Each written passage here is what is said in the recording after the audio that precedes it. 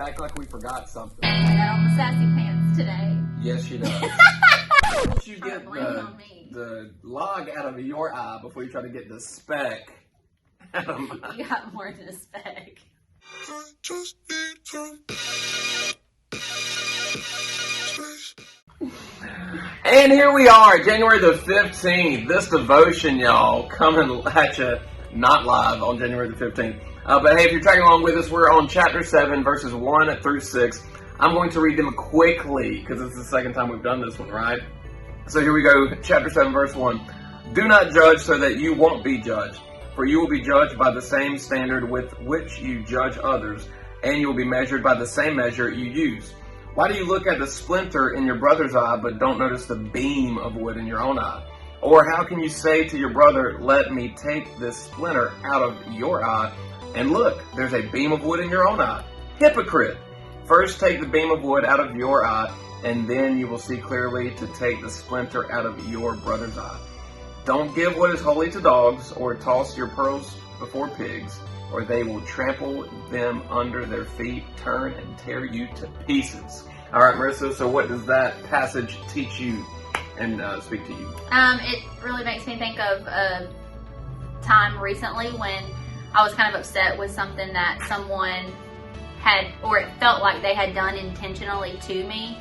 And I was thinking about it, and I realized that that situation with that person was like another situation that looked like it was my fault in previous years, but I wasn't too hard on myself because I knew that my intentions were good in that situation, and it just happened to fall the way that it fell.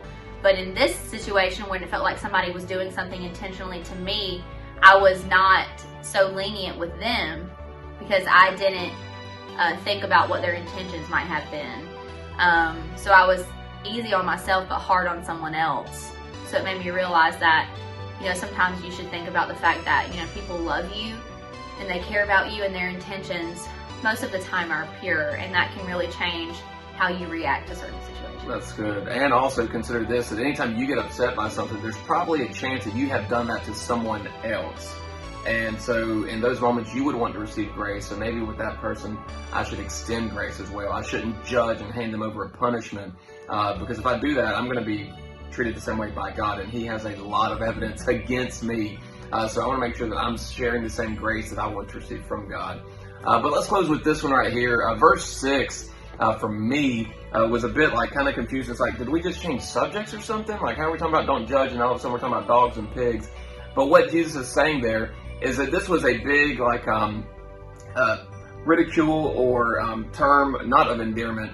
Back in the day, to call someone a dog or a pig, it was referring to someone who did not have the same beliefs as you. Like, they didn't have pet dogs back then. It was like wild dogs.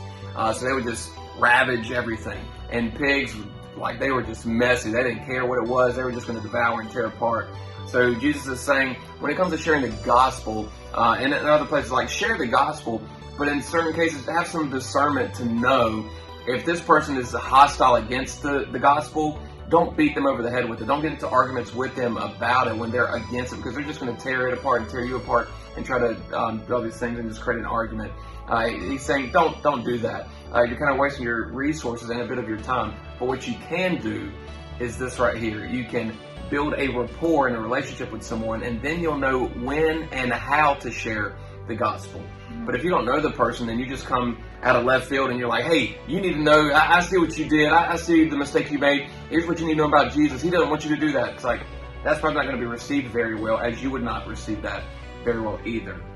So let's not be harassing those who are already hostile against the gospel and against the message of Jesus. Instead, like what you said sometime back, if I don't know the person and I'm trying to like hold them accountable, that's judgment. But if I know the person and I'm in good intentions coming to them saying, hey, I noticed this, let's work on this, that's accountability, and that's where we can grow together in our faith. So all that being said, don't be judging out there, okay? But we love you guys. I hope you enjoyed today's devotion. We'll be back with Mark and Amber tomorrow, and then we want to see you Wednesday night. Don't miss it. Love you guys.